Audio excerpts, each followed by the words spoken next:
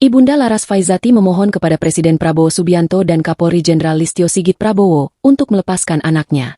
Laras Faizati menjadi satu di antara sejumlah tersangka dugaan penghasutan kerusuhan pembakaran Mabes Polri. Kini, Laras Faizati sudah ditahan di rumah tahanan Bareskrim Polri sejak 2 September 2025.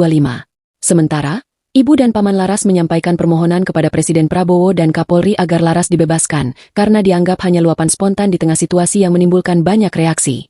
Fauziah, Ibunda Laras meminta agar kasus ini bisa menjadi bahan introspeksi bagi semua pihak. Untuk itu saya mohon sekali kepada Bapak Prabowo, Pak Kapolri, Bapak Wakapolri dan Bapak para penyidik. Anak saya ini anak baik hanya menyuarakan suara hatinya. Ucap Fauziah, sang ibu. Sang ibu terisak menahan tangis berharap proses hukum terhadap putrinya bisa dihentikan. Tolong jangan sampai proses hukumnya terjadi. Mohon bantuannya Laras dibebaskan. Lanjutnya dalam laporan. Paman Laras Faizati, Dodi Hartadi, 60, juga amat menyayangkan. Generasi muda yang bertalenta seperti Laras harus diproses hukum akibat ekspresi di muka umum.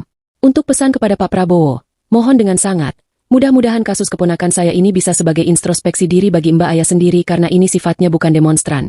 Bukan sifatnya buzzer tapi ini hanyalah manusia biasa yang hanya spontanitas. Paparnya. Selain itu, Dodi menyatakan pihaknya siap menjadi penjamin bersama dengan saudaranya yang merupakan ibu kandung Laras.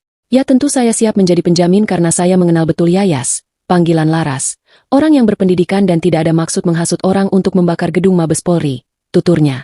Dodi juga meminta agar proses hukum terhadap Laras dapat ditempuh melalui pendekatan keadilan restoratif atau restorative justice. Di matanya, Laras Faizati bukanlah sosok yang terlibat dalam aktivitas politik ataupun aksi massa. Dia bukan seorang politikus, bukan buzzer, dan bukan demonstran, ucapnya. Menurut keterangan keluarga, Laras tidak memiliki rencana ataupun motif tertentu sebelum insiden itu terjadi. Ucapan yang kemudian dianggap sebagai hasutan disebut keluar begitu saja secara spontan di tengah situasi panas.